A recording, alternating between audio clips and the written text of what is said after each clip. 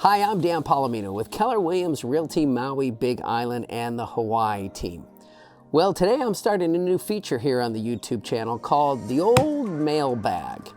That's right, we get a lot of frequently asked questions here through our website at TheHawaiiTeam.com, or people just emailing us questions or whatever the case may be. And so I thought I would address some of these frequently asked questions in my segment called The Old Mailbag. So let's dig into the mailbag today and let's see what we've got. Question number one, Loretta. She says, Dan, we're thinking about moving to Hawaii. We love growing veggies, flowers, and trees. We would love to grow fruit trees. Can you tell us anything about where the best place to do that is and the right elevation? Well, good question about the right elevation. But also let me say that this is Hawaii and you can grow about anything here. I mean, you don't even have to remotely have a green thumb. Like the volcanic soil here is just amazing. You just put it in the ground and the darn thing grows. Remember, in most places on the island, it's sunny during the day and then it rains at night or it rains in the afternoon. And so that coupled with the volcanic soil, and you can grow just about anything. It's amazing. But I'll tell you what, I'm at a 1200 elevation, and I think that is the perfect elevation for growing whatever you want in Hawaii, particularly coffee. And you've seen here on the YouTube channel my coffee trees. But I've got everything here, which you can see behind me is banana trees. We've got tons of banana trees and all the citrus. Oranges, grapefruits, lemons, limes, mangoes, papayas, avocados, lychee, mountain apple. I could go on. We've got about 70 fruit trees on a little over of an acre lot. And let me tell you this though, although it's great and we enjoy it, it is a lot of work.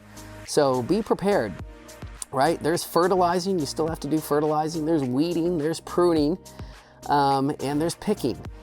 So there's a lot to do when you have that many fruit trees, but it is great. And I'm a big fan of this elevation. What happens at my house is that the morning starts off beautiful blue skies and it goes till about 2 or 3 o'clock.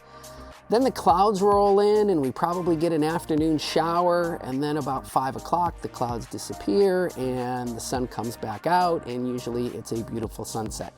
And then sometimes we'll get an occasional rain overnight, and that's pretty much how it is every day at our house. And so that's why I love this 1200 elevation. I'm sitting out on the lanai of our guest house, and right now it is cloudy, but it's like 76 degrees and it's just perfect.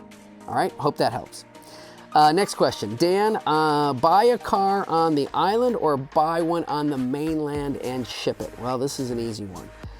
Anything that you're gonna buy on the island, you're gonna pay a lot more for. Anywhere in the neighborhood of $5,000 to $10,000 more than you would pay on the mainland. Now, shipping to Hawaii is not that expensive. It would depend what port you're going out of and what island you're transporting the car to, but figure around $2,000 to $2,500 to ship the car from the West Coast to one of the islands.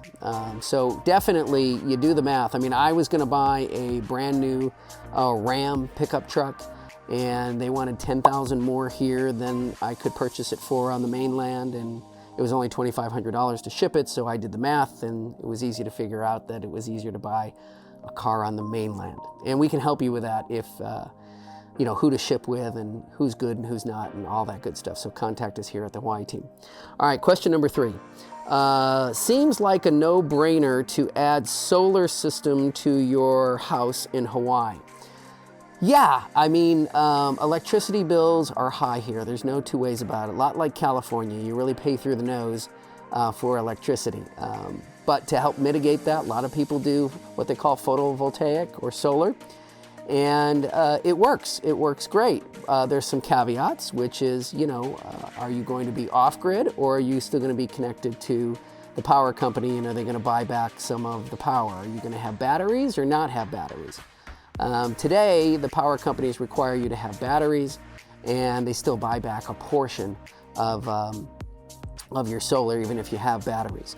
The other thing you have to consider is, well, what if you live in a place that's not so sunny on the island? And there are those places. I mean, when you go up to Coloco, or you get 2,000 or 2,500 elevation, you know, the sun is not out a lot and it rains a lot there. Or if you're in a rainy part of the island, solar would not work good for you. So you want to make sure that you are at the right elevation. If you're down lower, like 400 elevation, you're going to have sun all the time, and solar makes a ton of sense. But figure out what elevation, what part of the island you're on, how much sun you think you're going to have, and then you obviously have to do the usual equation, which is if I purchase a system, say for $60,000, how many years would I have to stay in the house to recoup that cost?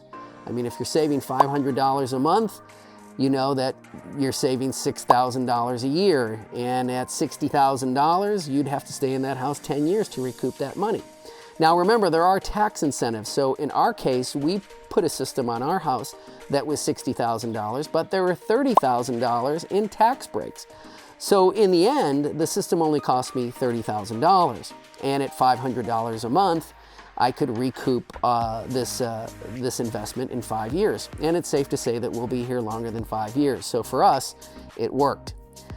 Hope that answers your question. Remember, keep the questions coming. We love to hear from you, and we love to give you answers, to give you an idea of what it's like to live, work, and play here in Hawaii. And remember, if you need to sell, or you know somebody that needs to sell or buy or invest here in Hawaii, contact us at the Hawaii Team, 808-913-0899, 808-913-0899, or thehawaiiteam.com. Aloha.